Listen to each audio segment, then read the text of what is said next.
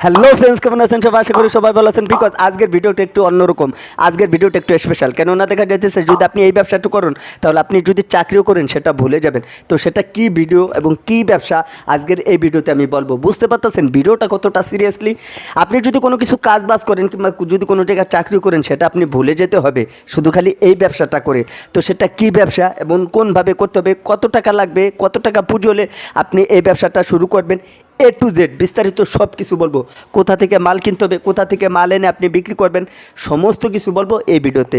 তবে এই ভিডিওটি আপনাকে একদম শুরু থেকে শেষ পর্যন্ত দেখতে হবে। কেন শুরু থেকে শেষ পর্যন্ত দেখতে হবে। আপনি যদি মনে করেন ভিডিওটা আমি একটুখানি দেখছি, টেনে দেখবো যে মাঝখানে রবিউল ভাই কী কথাটা বলছে, তাহলে আপনি কোনো মিস করবেন, সেটা হবে না।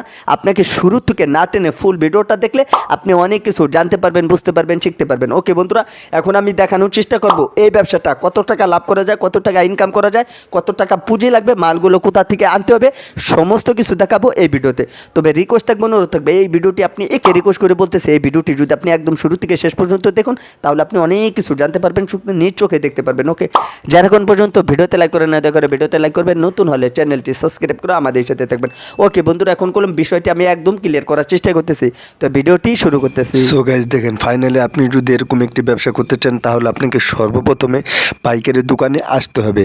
আপনি আগে পরে কারোর সাথে আপনি আলাপ করবেন যে পাইকারি দোকানের থেকে কিভাবে মালগুলো কিনতে হবে, এটাই হচ্ছে মেন মূল বিষয়।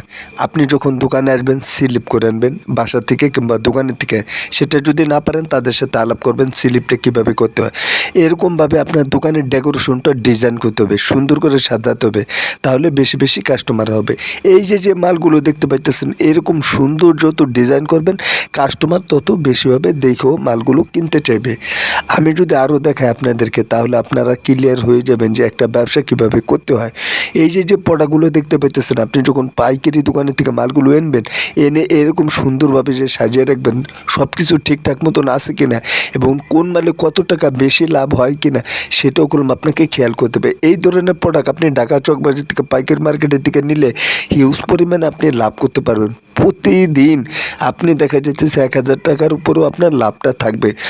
প্রত্যেক মাসে আপনার 30 থেকে 40,000 টাকার মতন ইনকাম থাকবে যদি আপনি এই ক্যাটাগরি যদি মাল কিনতে পারেন এবং ব্যবসা করতে পারেন, তাহলে আপনার দেখা যেতেছে লাভের পরিমাণটা একটু বেশি, কিন্তু আপনার সিলিবির সাথে মালের সাথে সব কিছু ঠিকঠাক পাইলেন কিনা সেটাও জানার বিষয়।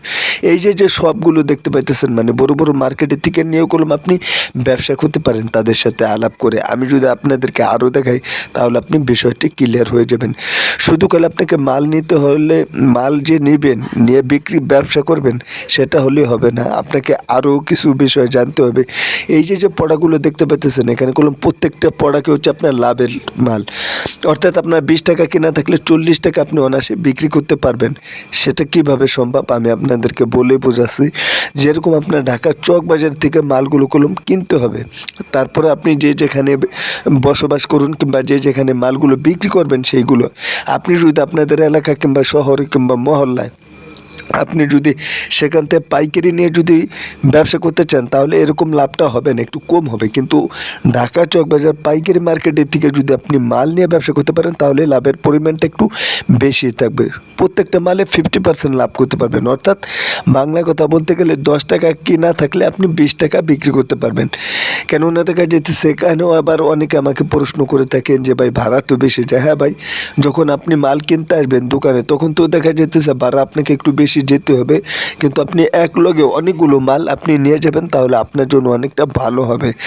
কেননা দেখা যেতেছে আপনি বারবার আসবেন না দোকানে, আপনি এক লগে অনেকগুলো মাল নিয়ে যাবেন, তারপর আপনি আস্তে আস্তে ধীরে সুস্থ বিক্রি করবেন। অনেকে এবার বলতে পারেন ভাই এত টাকা নাই, তাহলে আপনি অল্প করে নিয়ে যান। আর সেটা সম্ভব না হলে আপনাদের এলাকা মহল্লা কিংবা আপনি যেখানে বসবাস করেন সেখানে পাইকারি দোকানের থেকে মাল নিয়ে ব্যবসা করতে পারেন খুবই। তো বন্ধুরা, আপনারা প্রমাণ সহ দেখতে পেলেন এই যে ব্যবসাটা, আপনি এই ব্যবসা যদি করতে পারেন আপনার প্রতিদিন 1,000 টাকা ইনকাম থাকবে। সো আপনার প্রত্যেক মাসে 30,000 টাকার মতন ইনকাম থাকবে।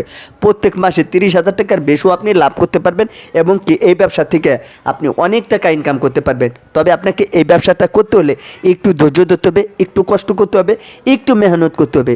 আর মেনই হচ্ছে ধৈর্য। যদি আপনার ভিতরে ধৈর্য থাকে তাহলে আপনি যে কোনো কাজ বলেন, ব্যবসা বলেন, তারপরে আপনার অন্য অন্য যে বিষয়গুলো থাকে আপনি সফলতা হতে পারবেন। আপনি ব্যবসা করতেছেন, ধৈর্য নাই, হবে না। আপনি কাজ করতেছেন, ধৈর্য নাই, হবে না।